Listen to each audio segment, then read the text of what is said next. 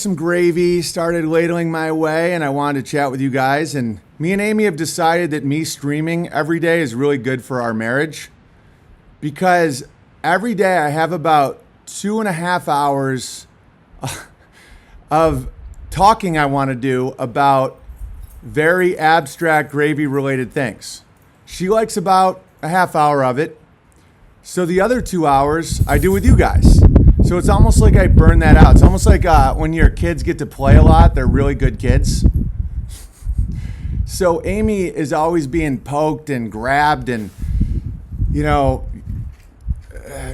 held and crying and all this. Got to give it up to the Sodomites. For centuries, the gay brother was the one not allowed at Thanksgiving until very recently. Hi, everybody, and obviously a big Merry Christmas to everyone. Let's have beers with bears. Cheers. This is a spritzer. You might be thinking, Big Bear, don't you have a family that you're obsessed with and it's Christmas and isn't that a family holiday? I do indeed. And if you'd like me to tell you the story, it's pretty interesting. So why am I not currently at the second Christmas gathering today with my family? Because the gay kid with the dyed hair who, wanted to be a pony, people wouldn't go to Thanksgiving if that guy was there. He was on the outskirts. He made conspiracy theorists look like, the prom king. And so now my family is with my wife's extended family. I was with her parents and stuff. And I didn't go because it's way better that way. Let's just say someone wanted to talk, like sometimes my wife's family, and if you're in the group, some of them want to go on and on about what they care about. And that's fine. That's what families do.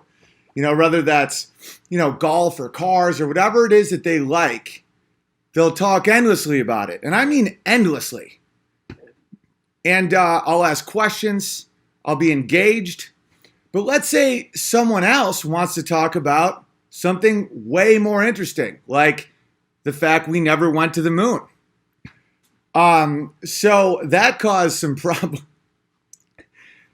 My interests cause problems with one guy in the family. And he got really pissed off and he said some crazy stuff. And here's the thing that I don't think a lot of younger people understand is my generation and a lot of older generations, bad signal? That didn't take long. I understand. All right. We have a phrase called fighting words. The ostracism was remarkable. Where you can argue, you can bicker, you can be sarcastic, but everyone knows that there's a line that if someone says something, you have to fight them. And it's not because you want to, it's because you have to. So someone said fighting words to me, and I'm talking a deep shot and just aggressive to the point where, and it's just about the moon, the moon thing, maybe, you ruined this and you shut up, stuff like that.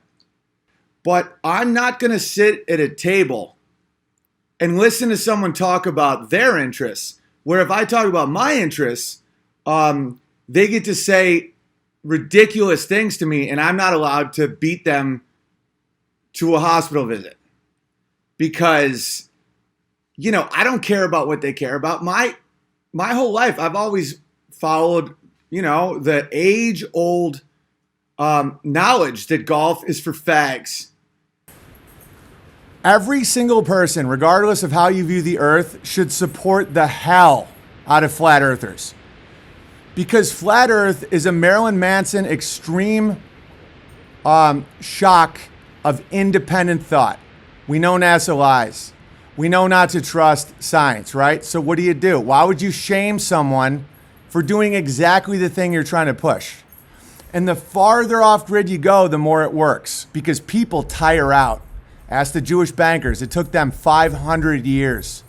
500 years to be able to ride a horse or be able to be invited to a golf course. And if someone wants to talk about like what golf club they used and what the wind was like and the joke on hole 7. And then, did you take the cart or not? I'll follow up with questions. I'll be like, why don't you use you're in a sand trap? No way. That must have been scary. I'm the guy that I like that you like something. But as soon as I talk about, the erasing of telemetry data, all of a sudden they get furious. And it's like, why do you have to talk about that one thing all the time? I'm like, 8 total minutes I've talked about the moon. And what do we talk about with golf or fixing cars? What? 900 hours? 8 minutes. And the older dudes who disagree with me understand that, you can disagree and not say the things that make you have to hit someone. So, long story short, there's no Jewish janitors in America. Stand your ground. Don't because people become normalized to anything. It's how people can survive captivity. You can become used to anything. So all the people complaining don't understand that it takes the balls to take the shame mobs and just wear people down. And it works. So never back down. Don't shame another person for critically thinking outside of an institutional lie, no matter what it is. We want more people to be comfortable with that reality. Learn from the sodomites. You think we're ostracized because we didn't think we went to the moon? Try being a homo in 1950s Alabama. How'd they win? They kept being homos. The gays get it. The gays were like, we will make an even gayer gay bar. We will dye our hair even more purple. And dude, decades of backlash. What'd they do? Banged even more. Why? Because they were having a good time with it. We need to learn from that. People are like, why are there so many sodomites? Because they kept pumping. Why are kids wanting to be sodomites? Because we stopped mocking them. I'm almost like a truffle pig. I'm like, truffles. I'm almost like a truffle pig. I'm like, truffles. I'm like, truffles. I'm like, truffles.